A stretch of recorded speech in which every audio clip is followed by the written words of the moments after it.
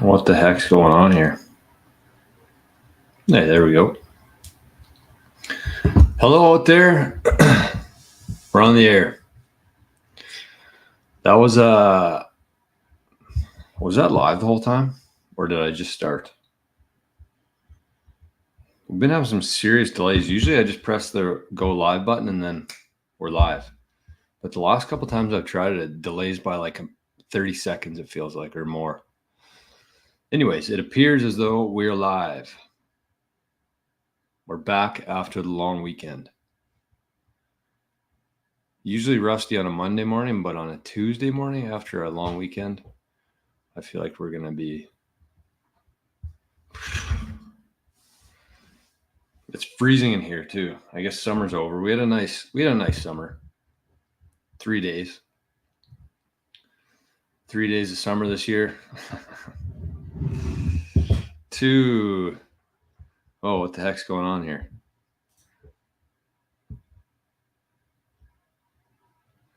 Eric is in the chat. Looks like some bruised faces, some crying faces. Must be sad about Bitcoin. Lots of people here, I'm sure, are not sad about Bitcoin, though, including me. We got Django. Good morning, Bitcoiners. A Bitcoin journeyman and another fellow Bitcoin journeyman, Timber Crasher. Johnny's in the house. Good morning. We got a rocket red countdown liftoff. Eric might be sitting on his phone. And we got RJ over in Zap.stream and we got Letha over in Zap.stream. Good morning. Good to see you both. And hopefully we get some Zap stream folks in there today before this special episode of financial advice. Most YouTubers, most Bitcoiners, most investment people online always start with the catchphrase. This is not financial advice, but proceed to give you some financial advice. So I'm just going to be straight up, because what we're going to talk about today is as every day, because the Bitcoin journey is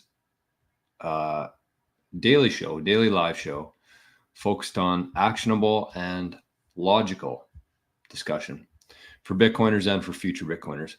So I would say today's show, we're going to cover some news. We're going to talk about what the hell's going on in the world. And then we're going to look at some investment stuff, because we had a question from somebody who sent in some sats. So I want to answer it today.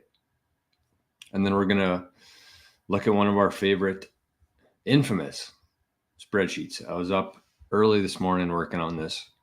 I hope it makes sense, but the time will come. I better move it over here so I don't forget about it. Okay, well, where are we in the world? We missed... I didn't do a show yesterday. It was a long weekend here, so I didn't do a show yesterday for a couple of reasons. One, it was a long weekend. And as a guy who doesn't work a 9-to-5 job, it doesn't really mean much to me usually, but it's August. And we're a little bit tired. I wanted to sleep in a little bit, just hang out here for a while in the morning, drink some coffee, read a book, watch some TV. And so that's what we did. So that's the first part. But then the second one was like, I don't really need to come on here. And I think the term I used was to talk people off the ledge. Yesterday, things were crashing. I think we got down to like 48,000 Bitcoin. Woof. But I said, like, people, I know people within this community aren't going to need me to come on today and talk them off the ledge. They're not going to be looking to sell their Bitcoin just because it dropped a little bit. That's not what we're here for. This is not about quick gains, cashing out emotionally. You buy Bitcoin, you sit on it for at least 4 years, and that's what we're going to talk about today in terms of a longer time frame. And then you pass it down to your kids when you die. We don't sell it when it goes down by 15% or whatever, 25% maybe. Either way, there was pandemonium yesterday in the world. Japan, it started Sunday night. The Bitcoin price, it's kind of weird because Bitcoin's the only asset that trades after hours on the weekends. So I think I heard somebody call it a canary in the coal mine, which means if Bitcoin's going down, there's usually going to be some things to follow. And it did. I think the S&P was down 1,000 points yesterday. I saw more than 1,000 points yesterday. I haven't checked on it today because frankly, I really don't give a shit. I know that it has some implications on my life in a roundabout way, but overall, I couldn't care less what's happening in the stock market. So down 1,000 points, to me, it just feels like this whole thing's only a matter of time. I've been expecting this to happen for a long time now, probably too long. I kind of thought things were going to move faster than they did. And then I kind of got to the point where I'm like, okay, this is actually going to take quite a while. So we'll sit back, get a lawn chair, pour a beer, and just watch and see what happens. But now I'm kind of at the point where it is happening faster than I thought. Like in the last couple of years, the amount of things that have happened within Bitcoin, even this year, 2024, I think has been the biggest year for Bitcoin. And it's going to be an indicator of what's coming down the road. We had the ETFs in January, and we had President Trump talking about holding Bitcoin as a strategic reserve asset in August. So I wouldn't have guessed that looking ahead, 2023. I wouldn't have guessed that. So anyways, I don't think we really have to talk too much about it. I don't even know what the price of Bitcoin is today. Frankly, I wouldn't say it's completely irrelevant, but it is. It really is. If you understand where Bitcoin's going, and if you're here for the right reasons, then it was just a good opportunity.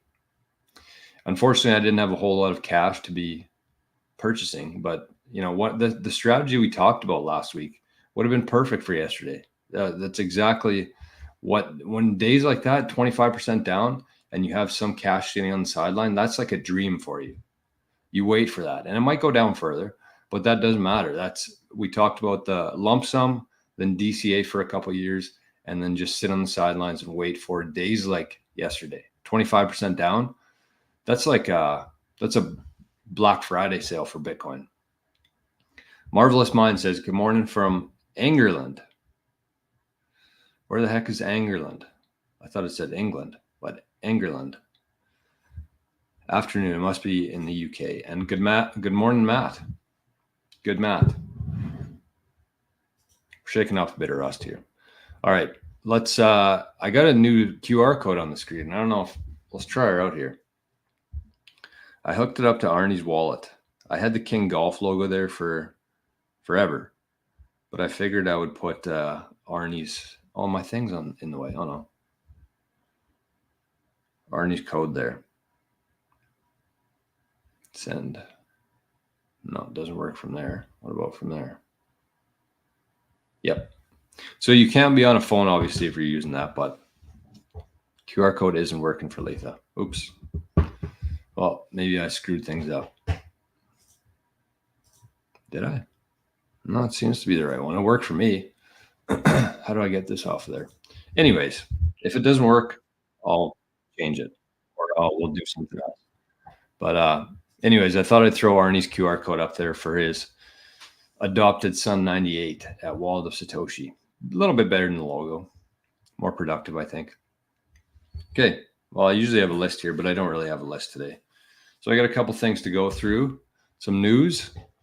What's going on in the mempool? What's going on in the Bitcoin network today? How did everybody think of the crash yesterday? What's going on today? Keep me updated here throughout, if you don't mind, in terms of the stock market, because it should be opening when? Right away, or did it open already? Okay, so we're currently block height 855648. And Poulin, never seen that one before. Poulin won the last block. And they got 8 sats per rebyte for that one as an average. So they did pretty well. They got 1 million sats, 1.3 million sats for their fees on that one. But the USD price, not too great. 3.259 Bitcoin total for 178,000 US. Still pretty good. But the hash price is very low. The hash price is very low. Let's see what's going on in the overall hash rate here.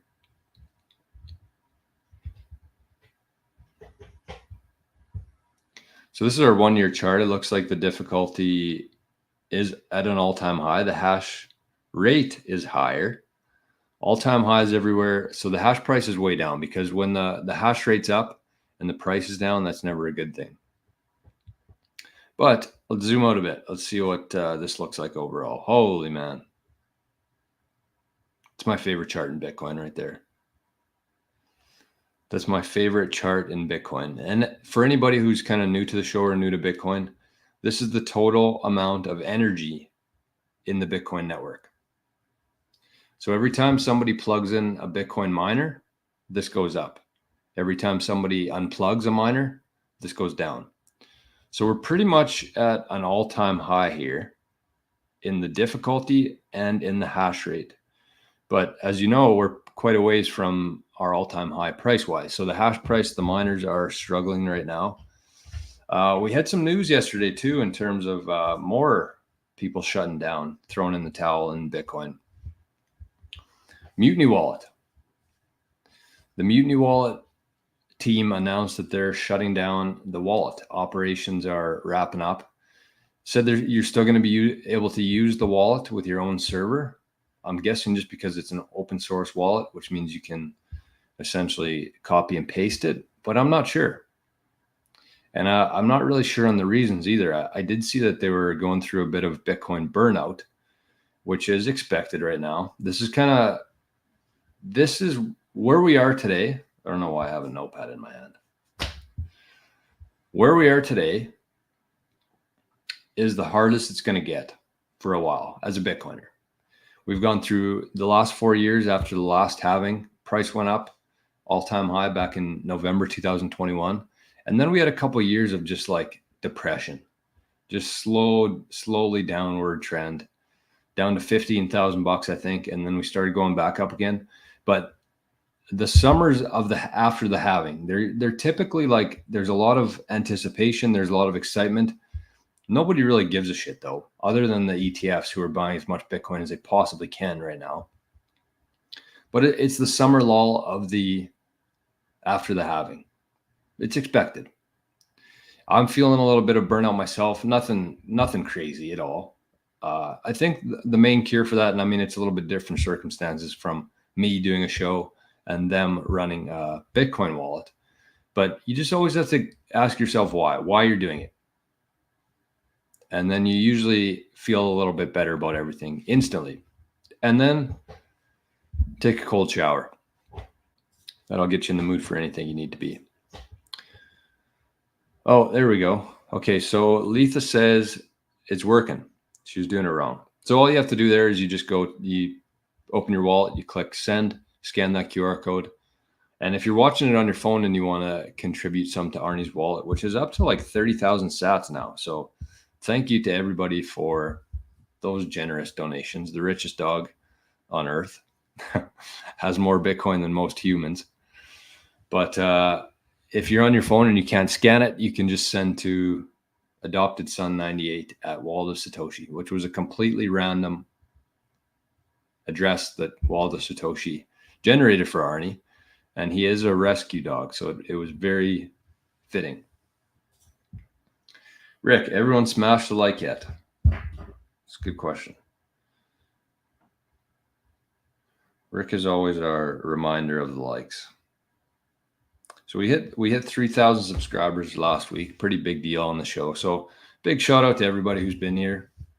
We're about 10 months into this thing now. Into the show every day. We're doing pretty good.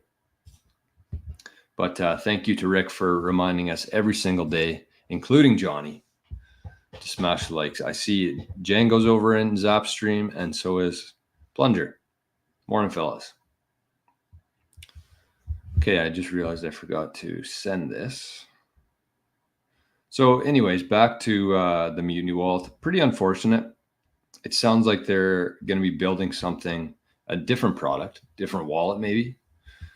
I'm not really sure. I'm sure I know that Odell's very connected with the Mutiny team. I think it's Tony over there. So I'm thinking we'll get a bit of a background story maybe on RHR this week, but if not, shitty. It's unfortunate when you see things like that, especially hearing that they're going through burnout. But as I said, it is pretty expected right now. There's a lot of, as a Bitcoiner, there's a lot of down days. There really is. It's if you're here right now, understand that 95% of days, people are going to call you crazy. People are going to call you an idiot. The price might be going down. The price might be going up. It doesn't really matter. Most people don't really care until it's above where it has been before. So for 95% of your days, it's tough. It's very tough. 5%, you look like a hero. You look like a genius. But for the other 95%, it's I understand why they're going through burnout for sure.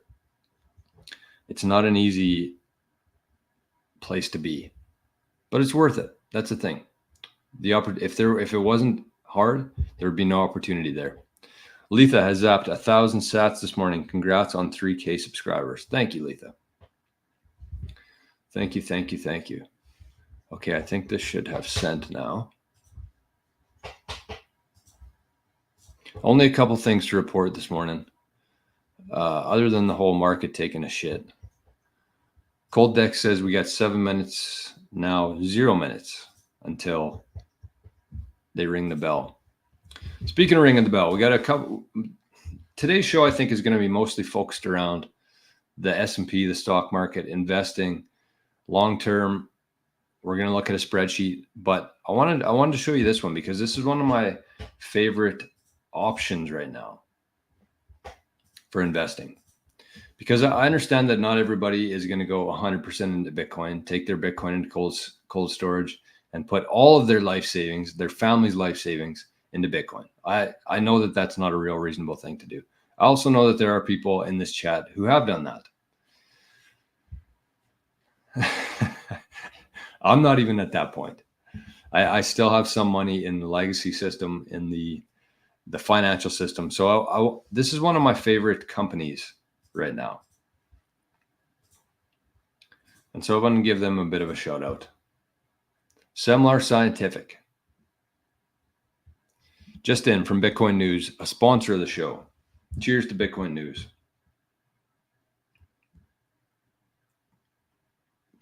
They've been killing it. They really have been killing it between their live shows, between their Twitter shows. I know it's a little bit tough in the summer for people. People like, believe it or not, people like enjoying their lives in the summer. But every single day I log on to Bitcoin News and to Twitter, there's everything that's happened from the day is on there. There's no lulls. There's no days where there's no posts. They're very consistent and very up to date with everything. So if you don't yet, make sure to subscribe to them on YouTube and just show up for the show every day. You can see the key Bitcoin news anyways. So Semlar Scientific purchases an additional 101 Bitcoins for an aggregate amount of $6 million. 101 Bitcoins. I actually like Bitcoins. I used to be on team Bitcoin, but I kind of like Bitcoins. I don't know why. Sounds better. And I think it should be Bitcoins. What do you think? Let's take a vote. Let's take a vote between YouTube and this is the cool thing about live shows. You can, it's not just me. It's not just me here talking to myself. So let us know in the chat, is plural of Bitcoin? Should it be Bitcoin or Bitcoins? I think Bitcoins. I changed my mind on it. I'm team Bitcoins now. But anyways, since announcing the adoption of a Bitcoin treasury strategy on May 28, 2024, Semlar Scientific has purchased 929 Bitcoins for a total of 63 million USD. 929 Bitcoins. That's what they're sitting on. Johnny says Bitcoin. I think most people would say Bitcoin, but I've switched. So anyway, Semlar Scientific, they got 929 Bitcoins now after an additional purchase of 101 Bitcoins. Now I'm just saying it too much. So anyway, Semlar Scientific, if you haven't yet, if you have some money in the old system from your pension, from your savings account, from somebody who passed it down to you, consider checking out Semlar Scientific. I'm not going to tell you to invest in them, But I will tell you that they have a very strong balance sheet and a very strong cash flow, which are the two things that you should be looking at if you're considering a Bitcoin company like Semler, because you have MicroStrategy. Here's kind of like I would say the main 5 companies who are holding Bitcoin right now. Number 1, obviously MicroStrategy. They have over 1% of the total Bitcoin. Number 2 would be Block, which is Jack Dorsey's company. They're buying how much? I think they're taking 10% of their gross profits every month and dumping into Bitcoin. So you got Block, they're a public company. You have Tether. They're not a public company. Are they? No. What's Elon's company? Tesla. Tesla's number 3. They got a shitload of Bitcoin, or a shed load, as that congressman said. Shed load of Bitcoin. You got Semler Scientific, and you have DeFi. DeFi is the Canadian company who announced that they were buying Bitcoin. So MicroStrategy, obviously, I think that would be my number 1 pick. Tesla would be up there too, just based on, them being Tesla and owning Bitcoin. But Semler, they're worth looking at. They have almost 0 debt, which is a big one. They make a shitload of money every year. They have a patent on a medical treatment, or it's for diabetes, I believe. No, hearts. So they got a strong patent. They make a lot of cash. They got a lot of cash flow coming in, and now they have 929 Bitcoins on the balance sheet. So their share price is still very reasonably priced. I think it's about $30. If you're looking to get MicroStrategy, I think it's around, I don't even know what it is. It was almost 2,000 last week, but I'm sure it's half of that now. Jesus. Oh, we got Jesus in the chat. Coinbase, Binance. Yeah, they both hold Bitcoin, but I wouldn't go near them with a 1,000-foot pole. I don't know, just based on principle more than anything. Probably a good investment, but not for me. So those are kind of my main 5, and I also would steer away from DeFi. So let's go top 4. You got MicroStrategy, Block, Tesla, and Semler. That's where I would be if you're somebody who's looking at moving over some of your investments into a Bitcoin company instead of the traditional. Those are the 4 I'd be looking at. So they got nine almost 1,000 Bitcoin on the balance sheet now. That's pretty significant. But that's the thing. Like even Semler, they're kind of like the second company right now to be doing this strategy, and they have 929 compared to MicroStrategy's 220,000. So we talk about MicroStrategy and how nobody's going to be able to catch them. I don't think any countries are going to be able to catch MicroStrategy. Even though the US wants to get 5% of the Bitcoin, I think it's going to be very tough. However, they have the ability to print money, so it could happen. But I don't even think another company will get to Semler's 1,000 Bitcoin in the future. Unless Apple, I saw that, what's that old bastard's name? What's his name? Warren Buffett. I saw Buffett sold half their Apple shares last week too, which kind of triggered a lot of things, I think. Rick says he's good either way, plural or singular, Bitcoin or Bitcoins. Yeah, I'm kind of indifferent too, actually. Is this an AI generated image? It doesn't look like a real image.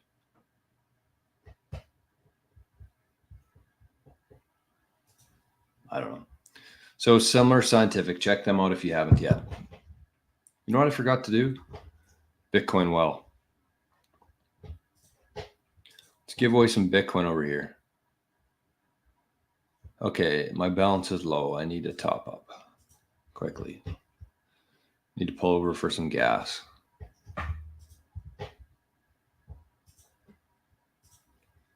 They keep changing where things are on this site, and I never know how to find it. Hey, stream info. I don't know how to do it now. Fuck. Hopefully we don't run out. Settings? No, that's where it used to be. What the hell?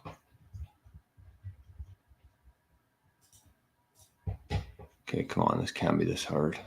I don't know. Oh, there we go. Top up. Okay.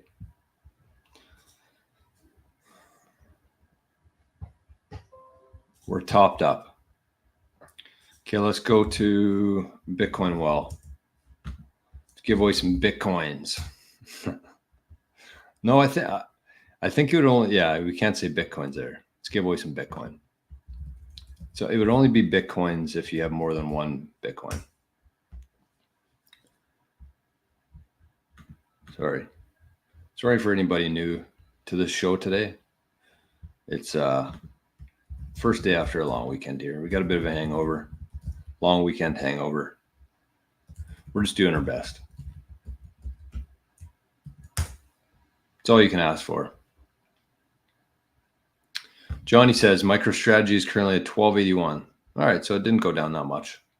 Pretty good buying opportunity though, because that's going to be, if you're holding MicroStrategy right now, you're also going to have 10 shares, I think, in end of August or sometime soon. But the price won't stay at 1281. It'll probably drop to $128. Rock and Roll says there's also Psychopath Mr. 100 stacking. Still no one knows who that is. Who do we think that is? Dell?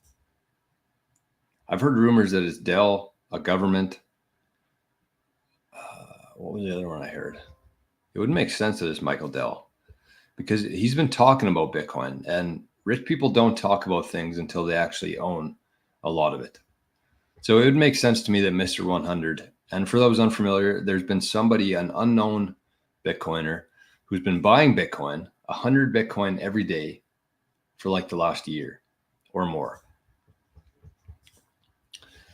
Okay, so let's get to the giveaway here, folks. Everybody's favorite part of the show. What you're going to do now is you're going to get out your Lightning wallet. You can use Phoenix, Wallet of Satoshi, Mutiny, Minibits. That's what I use, my new wallet, Minibits, eCash. You point this at the screen, you click send, which seems counterintuitive, but that's what you do. And the first person to scan it is going to win some sats here. So here we go. We ready? We set? Let's toss it. Work today. Come on, baby. 500.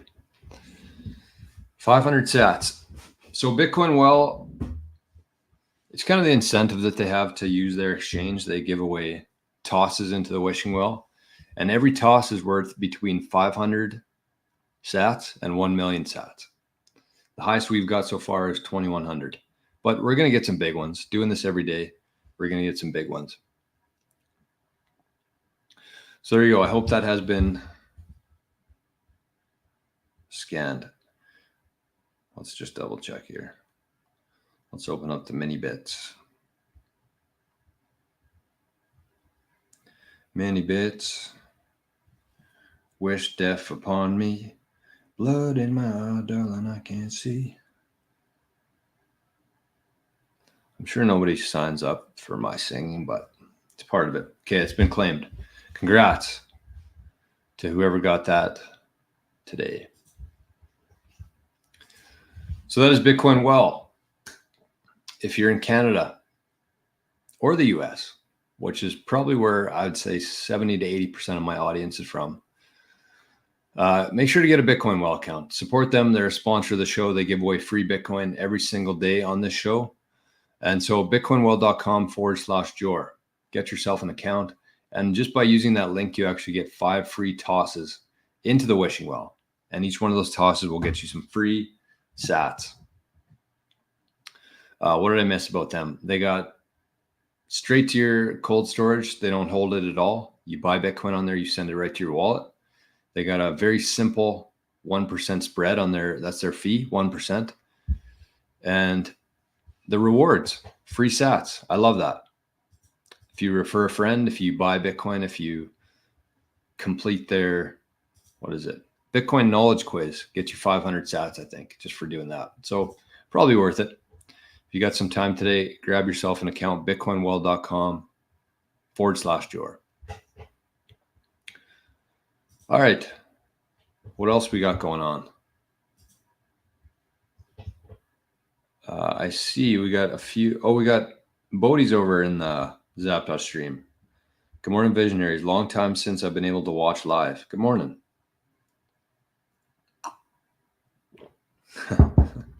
And we got RJ over there. He said, I was talking to the wife yesterday about the big dip, and she said, just buy some more. That's the kind of wife you want. He said, couldn't be more proud. I mean, why not? If you understand Bitcoin somewhat, if you understand where we're going, then days like that are truly a blessing. I bought I had $10 in my ShakePay account, $10 worth of fiat, traded that for Bitcoin. I have no shame buying $10 worth. I got 10,337 sats for that, for $10. And then I think I had like $30 on my Bitcoin, another account, bought some for that. Got almost 40,000. I bought it right at when it hit 49,000, I think, US. So, I mean, those are the best days. Those are the best days when you can get cheap Bitcoin, lots of sats for your dollar. All right, here's the next one. And I don't know if I really need to watch this video or if we need to watch this video, but this was about, it's an attack that came out. So this is called, I'll just bring it up here. We don't really need to watch the whole thing. I don't think it's not that valuable to do. Not a great use of time. But if you're somebody who uses a Blockstream Jade or a cold card, then this is applicable to you. So one of my favorite wallet that I still use and will use is the cold card.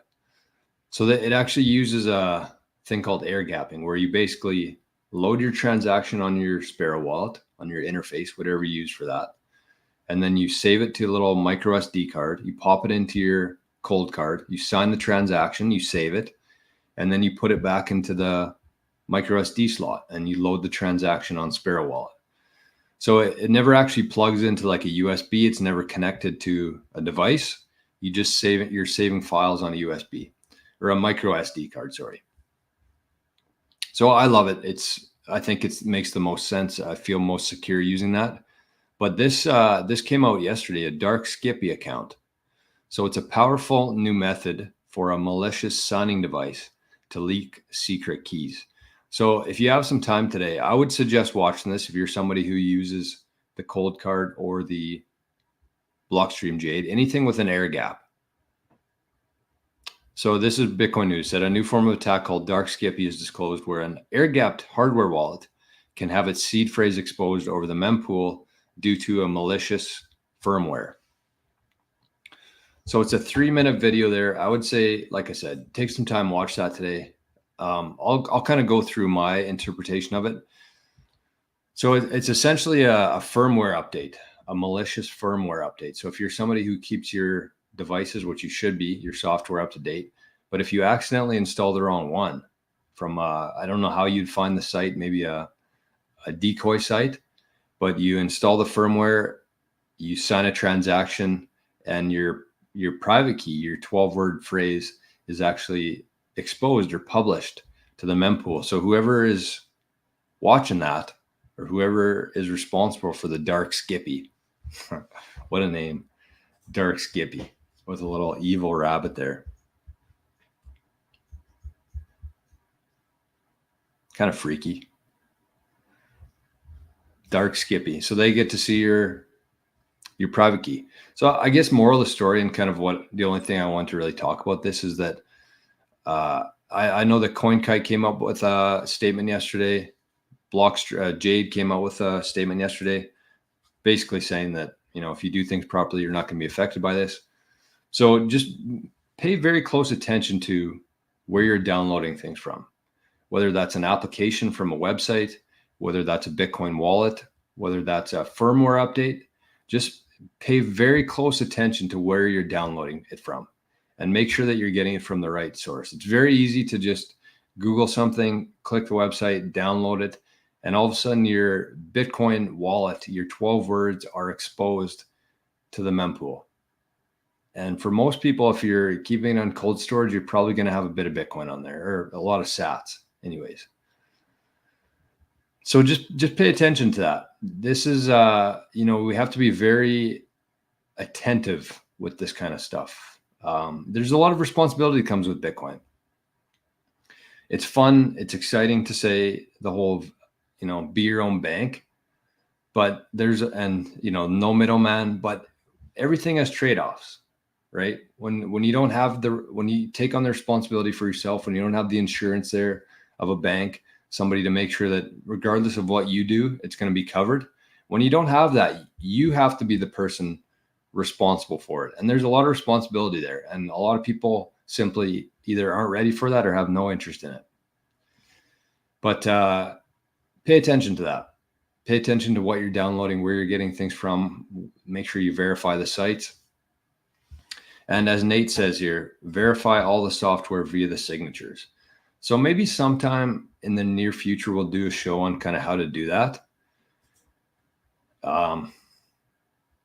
I think that'd be valuable for people. So I'll write that one down, actually.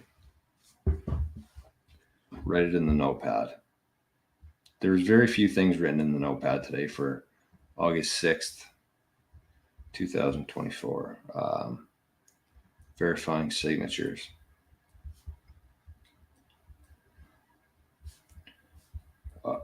So one thing that's actually kind of cool, just going a little bit further down the road here. But with this new phone I got,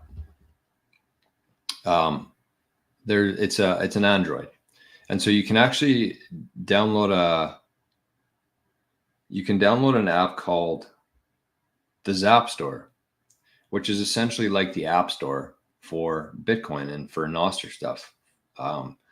It's pretty cool. Like, instead of having to go to GitHub and manually download them and install them on your Android, you can actually just download an application called zap.store. And from there, you can just install the applications directly to your Android, which is pretty badass. And I forget where I was going with that. What were we talking about? Oh, verifying. So if you go to zap.store and you go to click an app, it actually, it'll tell you who else is using it or who else has approved of it, like people within your circle, like your web of trust, as a lot of people refer to it as. So that's pretty cool, because you have people like Odell, like Callie, like Gigi. And if you see that those people have essentially approved of this app and they use it themselves, then you're in pretty good company, I think. There, it's just another layer of security and verification on top of that. Okay, let's look at some of the stupid comments that are coming in here. I don't like giving them too much attention, but are you a Trump tard? I mean, do you honestly have nothing better to do today? Do you have nothing better to do than come into the chat and ask questions like that? Oh, and air gap is a scam too, according to Anunnaki. Nice.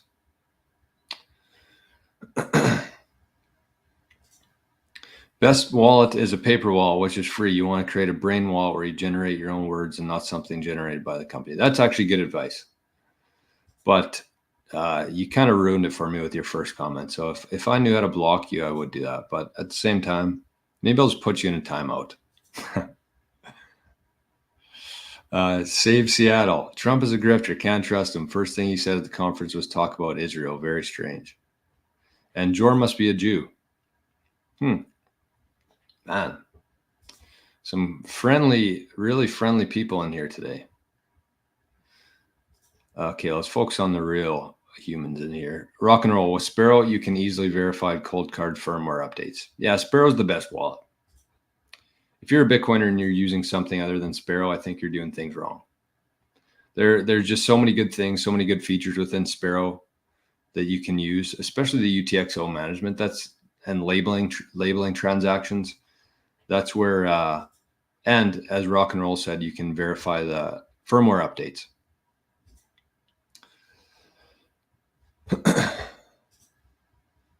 All right.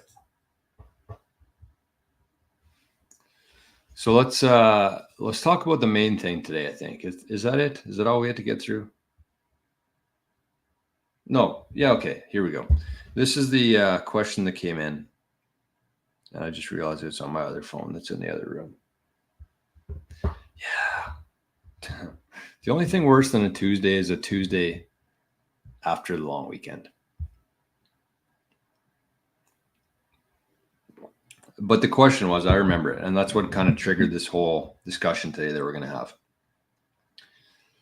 So the question was, they zapped 1,776 sats to my King Golf at Wallet of Satoshi wallet with a question.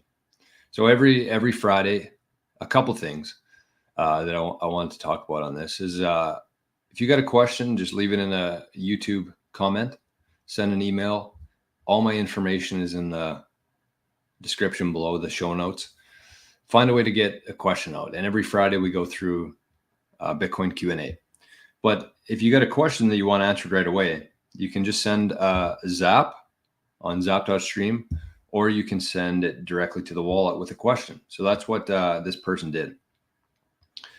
But the second thing there, and I announced this kind of yesterday on YouTube on the channel, but what I'm going to start doing is, because these next, I would say 12 months, honestly, but I want to focus on August to the end of the year here. So these next couple months are going to be crazy. I think we can all agree on that. So I want to make sure that everybody's very well equipped, very protected. I think the one thing that we need to be focused on right now is obviously getting as much Bitcoin as possible, but also keeping your Bitcoin safe. So I want you to make that a priority, whatever that takes. If you have to invest some money into a new wallet, if you have to invest some money into somebody helping you do it, or just invest some time and learn it yourself. Doesn't matter, but just make sure that whatever Bitcoin you have right now, it's fully protected as best as it can be. So what I'm going to offer here to people is I'm going to do a private Q&A. It'll be a little bit more, what would you call it? Interactive, a little bit more. What's the word I'm looking for? I don't know. Private, I guess. Like there won't be people like Save Seattle in here, you know. So we're going to do a private one once a week for the next, I would say, until December for sure, minimum. Just to give people who are trying to learn about Bitcoin, who want a further explanation on something in a more private setting. So I'm going to start doing that once a week for the Bitcoin Journeyman. So not only do you get full show every day, but now you're going to get a private Q&A once a week. So I think it's going to be perfect for the new Bitcoiners or intermediate Bitcoiners, people who have questions and want a more private and casual setting with it. I'm looking for a word, but it's not coming here right now. So that'll be for the Bitcoin Journeyman and for, of course, the Living in the Future community. So we're going to start doing that once a week and just make sure that everybody's where they need to be. That's the main thing. Whatever Bitcoin you do have right now, we want to make sure that you have it in 2025 and in 2045. And the start of it, you have to lay the proper foundation to it. It's really easy to buy Bitcoin. The hard part is figuring out how to store it and spend it eventually. And I think that it's going to bring a ton of value for such a low price, $3 per month. You're going to get 4 private Q&A sessions. Ask anything you want. And if I don't have an answer to it that day, I'll write it down and I'll send you an email or we'll set up a call after. So that's what I want to propose to everybody here. And it looks like we got LockSky as our brand new Bitcoin Journeyman. So like I said, I think that's going to bring a ton of value to people. I want to do it especially for these next 4 months and then kind of reevaluate from there. So that's my promise to you. We're going to do one private Q&A. I'm still missing the word that I'm looking for here, but that's okay. So welcome, LockSky, our newest Bitcoin Journeyman. All right, so here we go. Let's get to this. My Path to Fire also zapped 121 sats over in Zap.stream. So thank you for that. Appreciate that a lot. Okay, so the question was,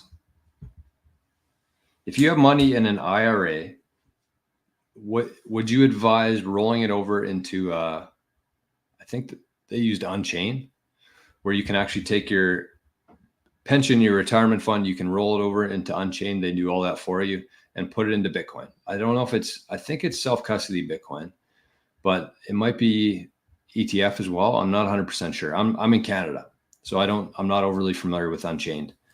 But from what I understand is you basically take your pension, they roll it into a Bitcoin IRA, and they hold the key to it, essentially. So would I advise it? Absolutely. But for people who don't want to do that, because obviously there's going to be quite a large fee attached to that for them to do that, for them to perform it and to help store your Bitcoin. So I'm more on the team of kind of do things yourself for the most part, unless it's a reasonably priced one. But from what I've heard of Unchained, and again, I've never used them. I'm in Canada. I do not have the ability to use them, I don't think.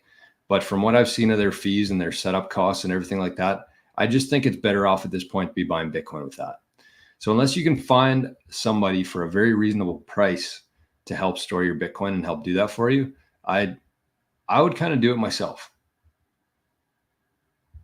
Maybe bad suggestion, maybe bad advice. This is financial advice after all. But the other option you're going to have there is you can actually just work with a financial advisor to do it. And they're not going to be taking quite as high of a fee. They might charge a little bit off the start. And obviously they'll be taking a fee off your Bitcoin ETF, but that might be the play. So what I'm going to be talking about here today is one of the financial advisors that I work with. Great guy. Let me just find the email here that he sent. This was from a while ago, and I think we talked about this before, but I wanted to take it into a little bit more detail. So let me read this, because I think I've read this before. It was like half a year ago now, but it's very relevant still. And so this is from a financial advisor, a local one here that I work with. And if you are somebody who has a bunch of your capital still in the old system, then reach out to me. I'll put you in touch with him. We'll have a conversation. We'll set up a call, and we'll move as much as possible from your pension or your investment fund into Bitcoin or Bitcoin related companies. So this is what he sent. It says, here's something interesting from the mosaic I sent you yesterday, which I'll bring up too. But it says, if in 2013 you had $6 to invest and you invested equally in the US equity, high yield bond, aggregate bond, emerging markets, commodities index, and gold bullion, you would have $9 after 10 years. So you went from $6 to $9 in the strategy that most advisors would tell you to go into. If in 2013 you added one extra asset class, Bitcoin, and you divided your $6 equally among the 7 asset classes, you would have $41 after 10 years. If your original Bitcoin investment went to zero during this time, your original $6 investment would be $8.50 after 10 years. Therefore, the addition of Bitcoin to the portfolio increased the original investment by 355%. And if it had gone to zero, it would have only decreased the 10-year value by 6% from $9 to $8.50. Nobody constructs a portfolio by equally weighing 7 asset classes, let alone 14% in one security, even for the riskiest investor. This was just for ease of illustration, but nonetheless, the results cannot be ignored. The upside potential. So this is the key here. And this is what I want to talk about today. This is the key. The upside potential was 355%. And the downside risk of Bitcoin going to zero, not just going down a bit, but going to zero, was 6% over 10 years. So I'm sure if you've been listening to Bitcoin conferences, if you've been listening to people within their traditional financial markets talk about Bitcoin, Greg Foss, Larry Lepard, who else was talking about this the other day? Scaramucci. Is it Scaramucci? I think so. The Mooch. I think his name's Scaramucci. But they talk about the greatest asymmetric trade in history. And essentially what that means is you have a shitload of upside, of potential. and you have a very low downside. That's what I make of an asymmetric trade. There's a very high upside and very low downside. And that's kind of what Bitcoin is right now. So I want to show you, where is this?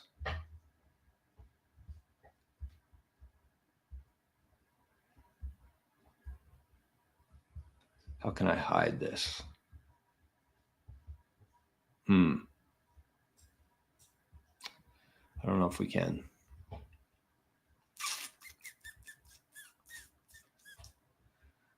Open in new tab. There we go. God, I'm smart. I'm new to computers. I've only been using them for 20 years. From our computer class back in high school, computer class. So this is what he's going off of here. This is the Bitcoin performance compared to major asset classes. This is the chart he was talking about. And so what I did here, using this, is I kind of created my own little spreadsheet, which I'll share.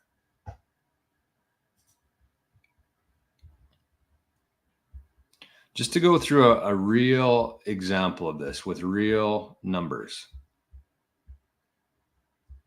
Okay, so this is we got Bitcoin, we got the S&P, we got the high yield bonds, and we got emerging markets.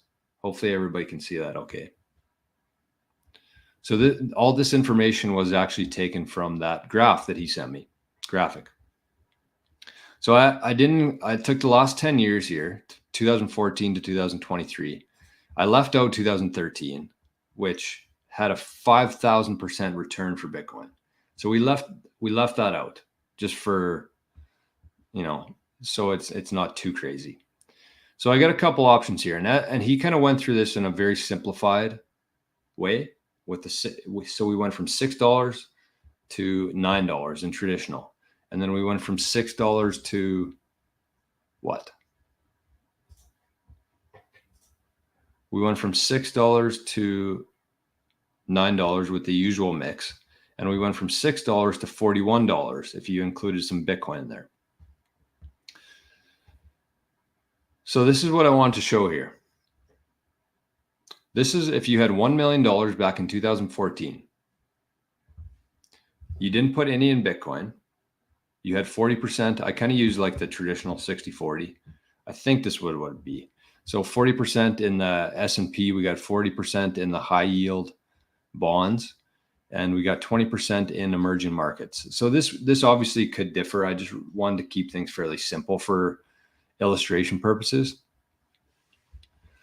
So you start off with $1 million in 2014, and at the end of it, you have a total of $2 million. So pretty good. You had a gain of $900,000 and 83% gain. That's after 10 years in your traditional, this is actual results, historical results, in your traditional financial portfolio. Pretty good. Pretty good. 80% up. I think most people would take that. And this is compounded too.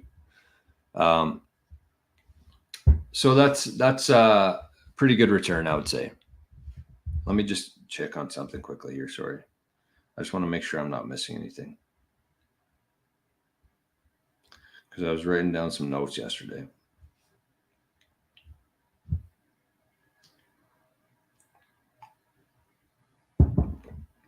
All right. We're good. So the only thing that I did want to mention here, and we're probably a little bit too late for this, but it's okay.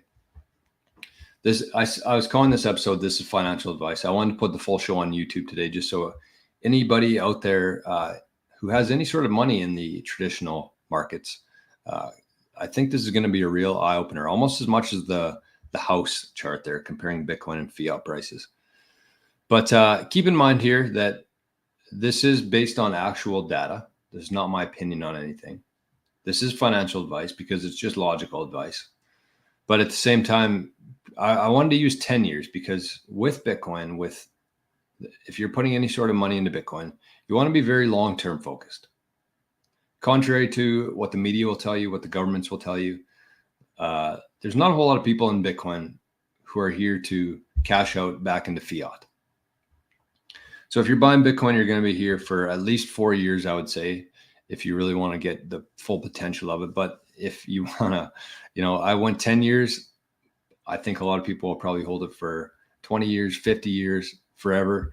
But we'll use 10 years for that reason, because we want to be thinking very long-term here in Bitcoin. So that's the first option. That's if you just completely ignored Bitcoin, you still would have done pretty good. You would have had $913,000 gain, 83%.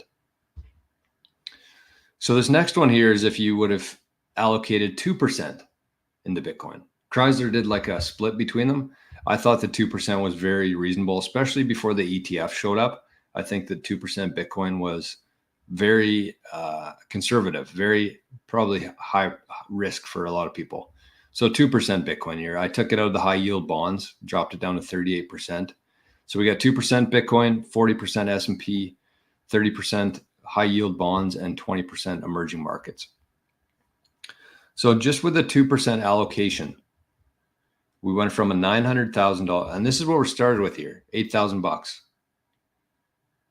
Well, we started with 20, but in 2014 we lost 56% of it.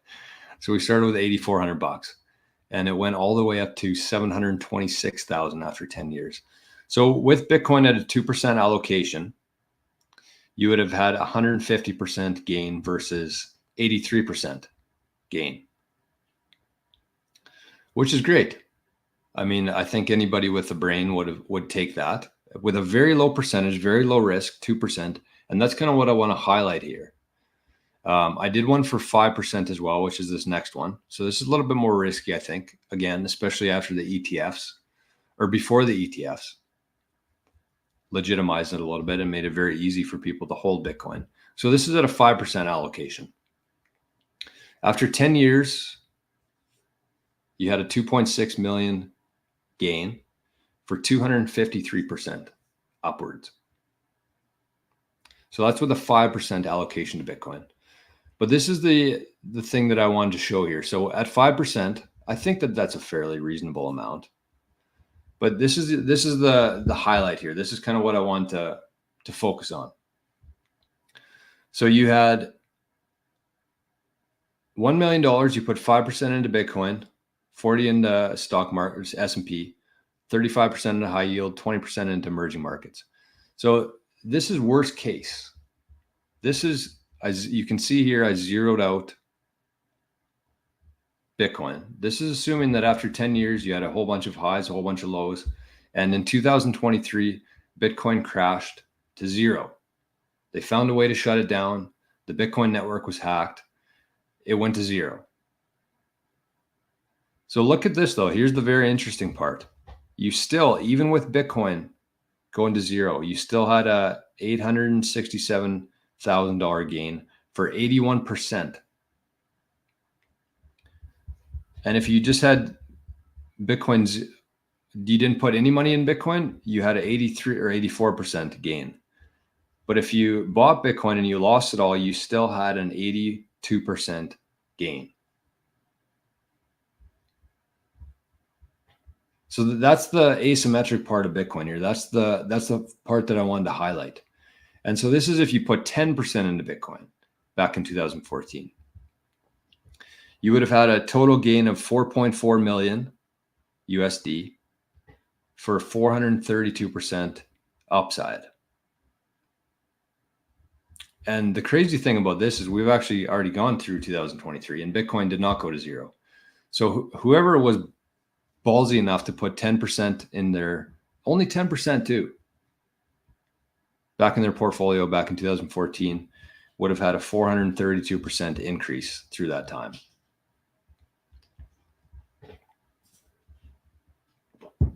So again, the part that I really, oh, there's Arnie.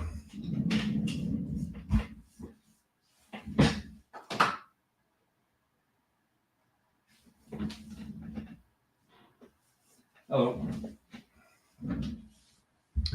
The part that I really wanted to highlight there was the upside. The upside versus the downside. And that's what I really want people to understand. When people say it's the greatest asymmetric trade in history, that's what they're referring to. You have an upside of 432% gain if you had done it, and a downside of, in this case, 3% downwards with a 2% allocation to Bitcoin. So I think that once people understand that part of it, like people see Bitcoin as this really risky asset that could go to zero, could be a Ponzi scheme, could be controlled by the government. But at the same time, if you're not willing to put in that for the upside potential there versus the downside of 3%, I think that that's very poor investing. And that's why I titled this is financial advice, because it's just logic. And the other thing you have to keep in mind about this chart and this graphic here is that this is historical. So this has already happened. And there's a chance that Bitcoin does not perform as well as it did in the future as the last 10 years. But you also have to keep in mind here that all of this data was pre-ETF. And I'm under the impression, my theory is that the world, and especially the Bitcoin world, changed forever after January 2024, after the Bitcoin ETFs were announced, because all of a sudden the entire, before this, none of the capital could get into Bitcoin. They were locked out of it. But now that we have the ETF, and we're still in the very, very early days of this whole thing, where we hear, who is the bank that announced last week that they're going to be selling to their clients now? Morgan Stanley? Anyways, we're at the very, very, very beginning of this whole thing. But now the big capital, the big money, the institutions have access to Bitcoin. They can buy it easily without any friction there. And so all of these figures here were before that, before the big money could get into Bitcoin. So, I mean, I'm not going to say that it's going to go up in the next 10 years, but it's probably going to go up in the same relation, if not more. I would expect a lot more because of the big money being able to come into Bitcoin now. So I would say, a couple things. If you have any friends or family members who are thinking about getting into Bitcoin, but they're not really sure how much to put in, how much risk is there, consider sending this video. And I'm going to clip it after the show, but consider sending them this video. And as we've talked about before, I feel like most people trust people on a screen, whether that's their TV, phone, whatever, trust people more on a screen than their own family members. So consider sending it to your family members or your friends or your parents. But the other thing there is consider sending it to your financial advisor. If you've had conversations about Bitcoin, and if your financial advisor is able to watch this video and still advise you not to hold any Bitcoin, then I would run away as fast as you possibly can from them. That's why I titled it, This is Financial Advice. I have no issue telling people, start with 2%, start with 5%. I would suggest more based on where we are right now and what's coming. But you have to just have some allocation to it, because there's a pretty good chance that we're going to repeat this in the next 10 years or go higher than that. Does that make sense? I don't know. There's not a whole lot of chats happening right now, but maybe it's because I was dialed into that. But does that make sense? So the main highlight there for, again, is the upside. 432% upside, 3% downside. That's Bitcoin. Pre-ETFs. And since then, since we saw the last figure there in 2023, BlackRock, Fidelity, and the other ETFs have swallowed up almost 2% of the total supply of Bitcoin now. So you got Saylor with 1%, you got the ETFs with 2%, you got a whole bunch of Bitcoin that's been lost. At some point, you have a whole bunch of psychopaths like us who are never selling their Bitcoin, regardless if it went to $1 million, $1 billion, whatever that is. We're not selling Bitcoin because we know what it's worth. And we know what the other money's worth. And yes, this is Greg Foss, who kind of coined the phrase asymmetric trade, which is huge upside, very low downside. But Rock and Roll says there is only one certainty. Fiat will continue to get debased forever. And we saw yesterday, I thought this was pretty good timing for talking about this, because we saw what can happen in the S&P, in the markets. It happens fast. 1,000 points down yesterday. So if you want to get secure future leverage, secure your whatever wealth you have right now, if you want to protect that, I think the only option at this point is Bitcoin. And with that, I mean, you could, if I would have done that with MicroStrategy shares, it would be even higher than that. But I mean, we'd have to start at 2020. But still, the point is that you don't have to own Bitcoin yourself. You don't have to go through 1,000 hours of YouTube. You have the ability now to just simply pick up the phone, call your financial advisor, say you want to allocate some of your portfolio into the Bitcoin ETF. If the financial advisor says, probably not going to do that, then hang up and call me and we'll figure it out. I can't do it myself. I'm not certified. I'm not a CFP or whatever it's called, but I have some very good friends who can help you with it if you're in Canada. And if you're in the US, I also have some friends down there who can help you with it. So either way, we're heading into a very wild time right now. There's going to be a lot of things that happen over these next couple months. I expect, like, what's the S&P at today? I expect things to get much worse before they get any better anywhere. And that includes the S&P, that includes the real estate market. It's up today. 64 points up today. But 255 points down in the last 5 days. So, I mean, it was a correction. I don't think that's even close to the end of it. So use these next 4 months. If you have the know-how, if you're here watching this show today, take these next couple months and just start transitioning your wealth. Start transitioning your wealth into either Bitcoin or Bitcoin-related companies. MicroStrategy, Block, Tesla, Similar Scientific, or the Bitcoin ETF. I wouldn't mess around with mining. I wouldn't mess around with DeFi. But just start doing it, because everything else is just going to continue melting. They're all holding fiat. They're all earning fiat. They'll have fiat on their balance sheets. It's just, it's bad. It's going to get so bad for people. And I'm not telling you to put it all into Bitcoin. I'm saying, like, if you would have done it 10 years ago, and this next 10 years is going to be no different. 10 years from now, we're going to be looking back. We're still going to be doing the Bitcoin journey every day. I'm going to have, my beard's going to be a little bit grayer, but we're going to be looking at a chart from, if you had done this in 2024, this is what your returns would have been compared to the downside if it goes to zero. And we're probably going to be talking about if Bitcoin goes to zero for a lot of years still. I heard some dipshit on CNBC yesterday. It was a lady from, what was it? Trezos? No. Let me find it quickly. She called Bitcoin pretend internet money.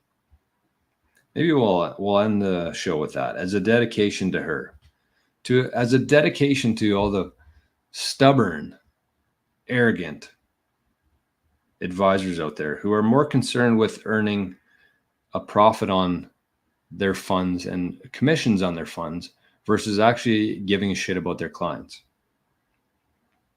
And if you are a financial advisor out there who is still not taking the time to learn about Bitcoin, I don't know what to tell you. I don't know if you're going to get sued. I don't know if you can get sued, but there's going to come a point and there's going to come a time when people are going to say, you know what? You chose your self-interest over mine. You had all this time. You had all this data to look into Bitcoin, and you were telling me this whole time not to buy Bitcoin. And this is what happened.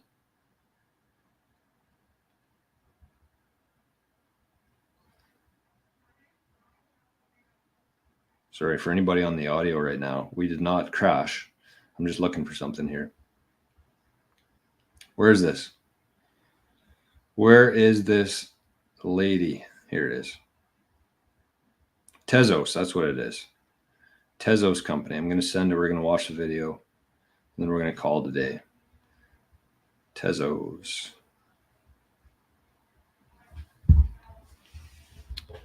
Pretend internet money. I should have titled the show that today.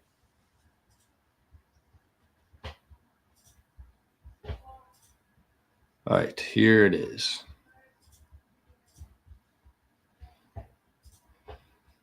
Timber Crusher says, cheers to the pretend internet money. Funny how people trust in ones and zeros already in their bank account, which is backed by what? Thin air. Okay, where is this? How come it's not sending? I love Proton Mail, but fucking slow sending times. Cold Deck says, rally this morning in the market, short squeeze. How so? In Bitcoin or the stock market? What was the short squeeze on? Okay. Man, you know, we're just trying to do a show here. We're just trying to get by. It'd be nice if technology just like cooperated for once in our life.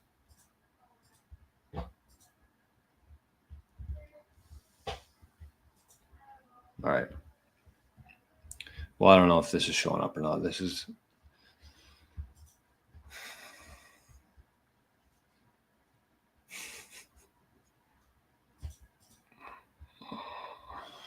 S&P and the NASDAQ. So short squeeze, how, well, like what's going on? People are just, they're trying to wipe out the shorts, or they're trying to take out the, I don't know. I'm not going to pretend like I know those markets because I do not. I know Bitcoin.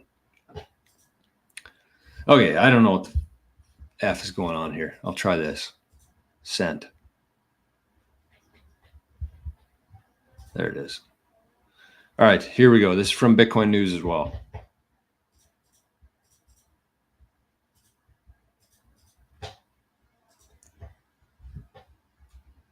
It's very zoomed in. Okay, so the Tezos co-founder, you're going to love her. The Tezos co-founder calls Bitcoin pretend internet money on CNBC. Let's see what she has to say. No, I think basically what we're seeing is something similar to what happened at the beginning of COVID, where folks get a sense of something that looks like a recession, and the first thing they decide to sell is their pretend internet money. Yeah, the news coming out of Japan obviously like correlates with quite a bit of that. So it's nothing different than margin calls, and if you have stocks or Bitcoin or any assets that are sellable, you can take profits and maybe cover what you need to cover elsewhere. Nothing further than that. I mean, gold didn't go down. No, I think Bitcoin gets a bit of a shellacking because it's definitely cast more as a speculative currency. It's not treated the same as a lot of other equities. You just called it pretend internet money. Yeah. Yes, that's. You're saying the quiet part out loud for some people. I think it's good to acknowledge that it's an experiment.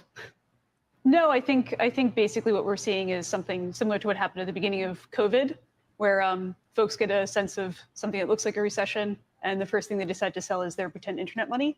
Yeah, the news coming out of Japan obviously like correlates with quite a bit of that. So it's nothing different than margin calls, and if you have stocks or Bitcoin or any assets that are sellable, you can take profits and maybe cover what you need to cover elsewhere. Nothing further than that. I mean, gold didn't go down. No, I think Bitcoin gets a bit of a shellacking because it's definitely cast more as a speculative currency. It's not treated the same as a lot of other equities. You just called it pretend internet money. Yeah. Yes, that's. You're saying the quiet part out loud for some people. I think it's good to acknowledge that it's an experiment.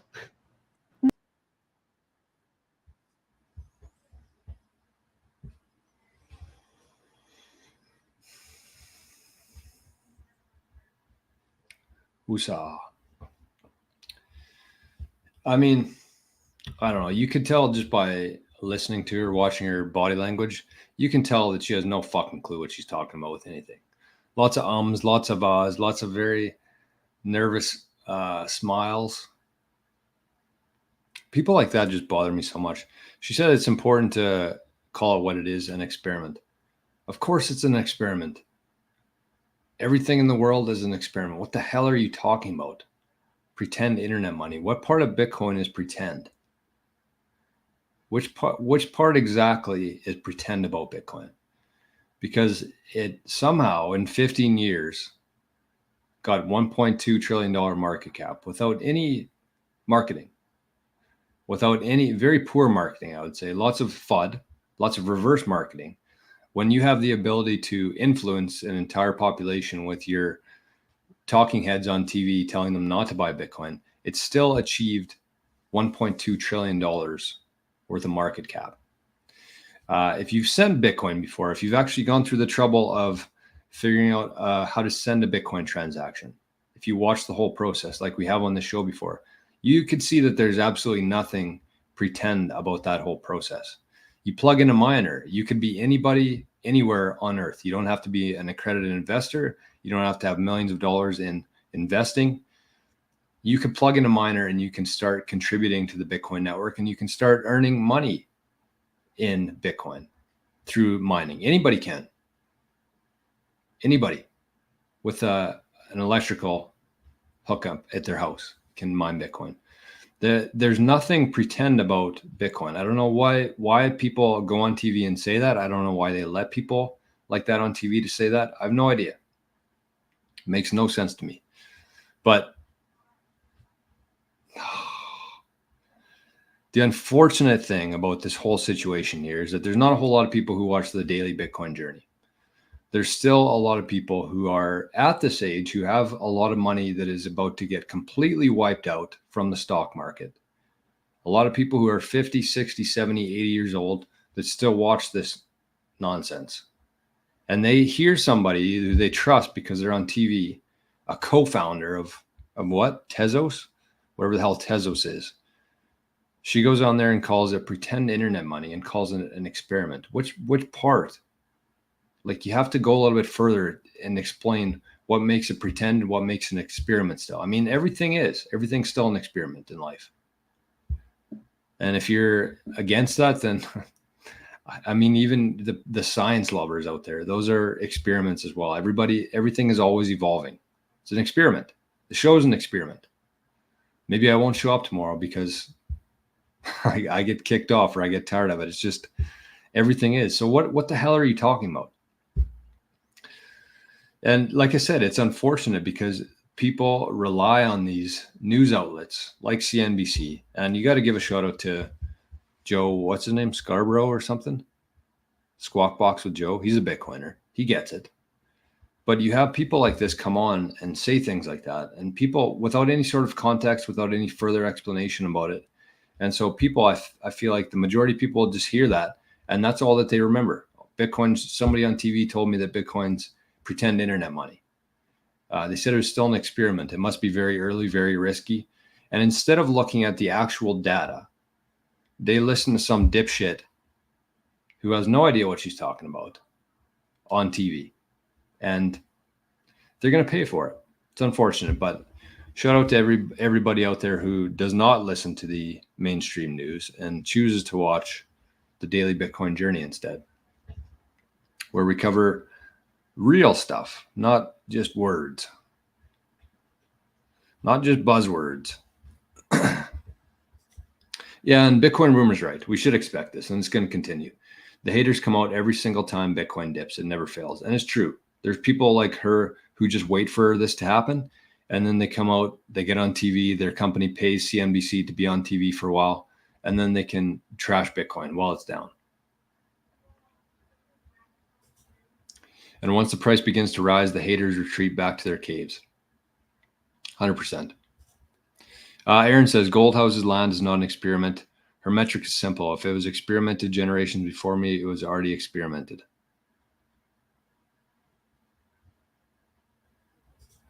I mean, yeah, that's fair. That's fair. And I mean, it will probably be another couple decades and people are still calling it an experiment. Maybe not. It took the internet 30 years to really catch on and become a staple in our lives. So we're about halfway into that with Bitcoin. I think it's going to move a lot faster. It already is. You have Wall Street adoption. You have the biggest capital in the world flowing into Bitcoin. And as the illusionary markets and everything else out there continue to melt away and deteriorate, All that capital is going to flow into Bitcoin.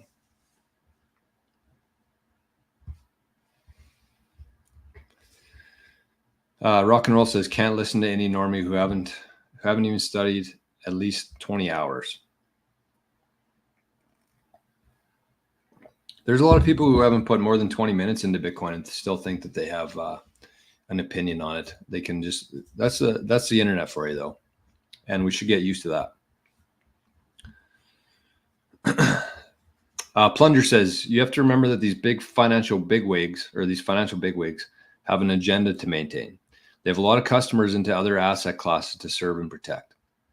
She's probably stacking hard without telling everyone. Like you said, rich people don't give out their game plan before they're already done making their play. Yeah, we've seen that exactly from who? Larry Fink, Jamie Dimon. They spent years on CNBC saying that Bitcoin's a Ponzi scheme. Bitcoin is somebody, I think it was Mark Cuban, said he would rather own Beanie Babies than Bitcoin. And then old Mark, I watched the God Bless Bitcoin documentary, and guess who was on there talking about Bitcoin? Mark Cuban. There's not too many people on earth that I like less than Mark Cuban. Just such an arrogant, I mean, we can't decide who gets to be in Bitcoin, but I wish Mark Cuban had no ties to Bitcoin. But it's the same thing. They come out, Cuban says buying Beanie Babies is better. You see Jamie Dimon coming out calling Bitcoin, I forget what he called it. Buffett called it rat poison. Larry Fink said the same thing a couple years ago. They're doing this because they're buying it. They're smart. They're not idiots. They're dipshits, but they're not idiots. So they spend all this time telling everybody, telling the average Joe, stay away from this, too risky, it's a Ponzi scheme. Meanwhile, they're buying in the background. And then once they're finished buying, or once they have enough of it, that's when they come out and say, you know what? Bitcoin's pretty legitimate. I could see this asset continuing to go up. It's a flight to safety, a flight to value. Once they've got all their Bitcoin that they want, that's when they start telling the people who watch CNBC that, yeah, maybe you should buy some of this. I've got all mine already, so now you can go ahead and buy some. It's disgusting. It's everything that's wrong with the world. People like that. People like Cuban. People like whoever that lady's name was. I don't even care enough to look. Because I will never listen to her. I will never think about her again in my life. So.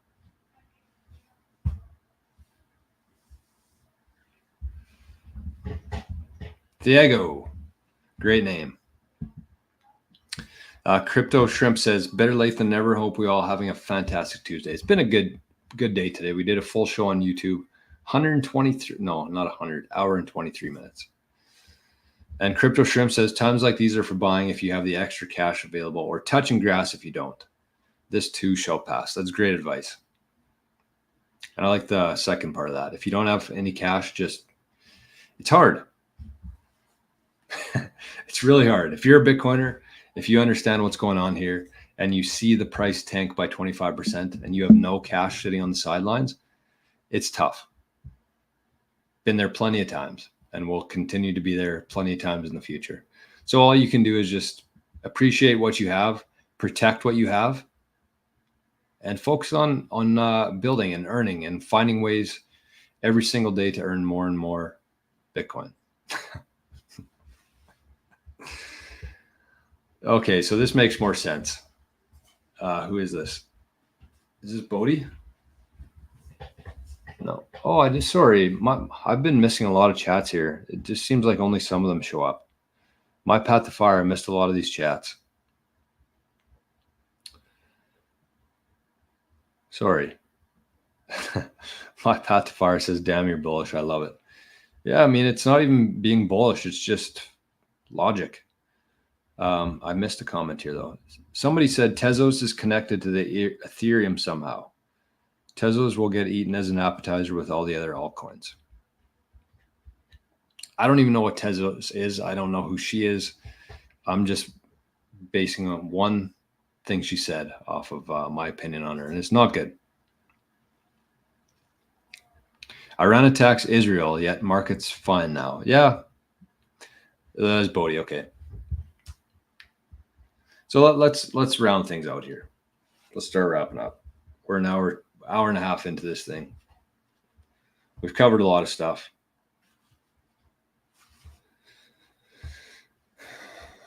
Here's the thing. Here's what we need to keep in mind. As Muslim Bitcoiner said there, Iran attacks Israel, yet market is fine now. We've seen Trump come out and announce that the US is going to be holding Bitcoin on their balance sheet. Market goes down. This is what you have to prepare yourself for. For the next 6 months, probably for the rest of our lives, things are not going to make sense. We're going to see something. We're going to see a company announce they're buying Bitcoin or bought Bitcoin. Michael Dell might come out and say he's buying Bitcoin. And we'll all get excited, and then the market will go down. We're going to see a lot of things that don't make sense for the next little while. So just be prepared for that. Don't worry about it. As Crypto Shrimp said, go out and touch grass. Enjoy yourself. We only have, especially here in Canada, we only have like 3 days of summer. So just enjoy yourself. In the meantime, though, whatever you are trying to learn in Bitcoin, it's going to pay significant dividends in the future. Whether you want to work in Bitcoin, whether you want to own a business that earns Bitcoin, whether you just want to learn to protect your Bitcoin, all of this investment of time is going to pay off significantly. Every company on earth is going to be holding Bitcoin. Every person on earth is going to be owning Bitcoin. And you're holding an asset that everyone is going to want. People, companies, AI, countries. That's what you're holding. So focus, instead of worrying about all the bullshit, people on TV, the co-founder of Tezos, the price drops one day, 1 week, 1 month. Don't worry about that. Understand what you're holding. Learn how to protect it, whether you have to invest money or time or both. But make sure that whatever Bitcoin you do have on August 6, 2024, you protect that. That's your number one priority in Bitcoin. Your number one priority in life, enjoy yourself. But your number one priority in Bitcoin is learn to protect that. So as I mentioned at the start of the show, the one thing I want to do to make sure that everybody in this community is going down the right road is that we're going to be doing a private Q&A once a week for Bitcoin journeymen and for the living in the future people. Once a week until December. So for that, you can either just go to the channel, 88 Sats channel. You can click the join. I'm sure you can see it from your phone right now. $3 a month, you're going to have access to that. You can write down a list of questions. You can show up every week and you can get, I would say, a very good return for your investment. $3 a month. That's 4 shows a month. And make sure you get it right. And whether I have the answer or not, I can guarantee you that I'm going to find the answer to it. So instead of spending thousands of dollars on hiring somebody to help you with it, just simply show up, invest some of your time, $3 a month. I think it's the best value that exists in Bitcoin. But I really want to make sure that everybody here is on the same page, is protecting their Bitcoin, and we're working towards the same thing. We're all going through this whole thing together. So that's my offer to you, and that's a guarantee and a promise, is that we're going to do a private Q&A. You're going to get whatever questions you have answered. There's going to be no time limit on it. You can ask as many as you want. Hell, we might even just do a Hive talk where you can actually turn on your video and we can have a discussion. Maybe we'll try it. This whole thing's an experiment, as she said. So that is my offer to you. It won't be like that forever, but for these next 4 months, that's what we're going to be doing. So if you're interested in that, if that sounds like something that you would benefit from, the other option is doing the living in the future, and you get access to the Signal chat where there's a whole bunch of Bitcoiners in there helping each other. I think that's better value, but I also understand that people don't have a whole lot of disposable income right now. So I just wanted to make it very affordable for people. $3 a month. Fucking Tim Hortons coffee is $2.50 now. Rock and Roll says, came to the point in my Bitcoin journey is that having more Bitcoin than the previous month, this is financial advice. Don't look at the fiat prices. 100%. Great advice here. Having more Bitcoin than the previous month, this is financial advice. Do not look at the fiat prices. It's completely irrelevant. And Crypto Shrimp says, agree, rock and roll, and don't forget to watch 88 Sats Radio to keep you sane and grounded, especially times like these. You have to be. That's the most important part in anything, is the ability to control what you can control and don't worry about things that you can't. Just focus on yourself. As Rock and Roll said, make sure that whatever Bitcoin you have this month is more than you had last month. That's it. That's the only thing that you need to be paying attention to. Because unless you're leveraged, unless you're taking on a whole bunch of debt to do it, it doesn't matter what the fiat price is. Are you going to be selling it? Do you have any plans to sell your Bitcoin stack next month? And if not, then who cares what the price is? We know where it's going. We know what it's done. And we know what we're holding here. So in terms of staying sane, like it has nothing to do with this. I mean, that's what I try to promote on this channel, is really keeping a cool head, taking emotions out of it, focusing on the principles here in Bitcoin, learning as much as you can, and protecting whatever Bitcoin you do have, and making an honest effort to start converting your investments, your cash, and converting your income streams into Bitcoin, whatever that looks like. So keep your chin up. Again, just to drive this home, you are holding an asset that the entire world is going to want. Maybe I'll end my show with that every day. You're holding an asset that every single person, company, country, and AI is going to want. And there's only so much of it available. And a lot of it is already spoken for. So whatever amount you do have right now is going to be extremely significant in the future. So make damn sure that you're learning how to protect that and you're taking steps towards protecting that.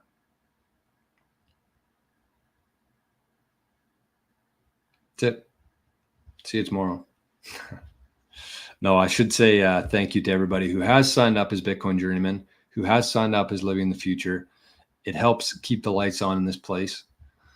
And I appreciate it. I feel like I'm giving a bunch of value to people here every day for free. And that's your opportunity to give some back if you would like to. And, learn some. The private Q&As, I think, are going to be very beneficial to people.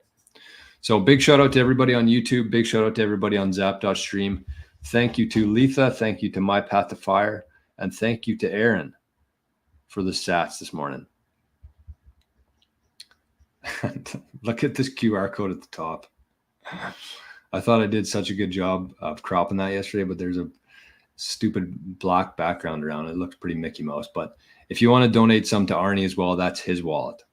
Adopted Son 98 at Wallet of Satoshi. It's got like 30,000 sats in it from the last couple months. So shout out to everybody who's been. He's not even here to say thanks. And we got, I think this is Bodhi as well, zapped 1,000 sats. So thanks everybody. Thank you very much for the sats. Appreciate it. So with that, I think we're done for the day. Do we have anything coming up? I don't know.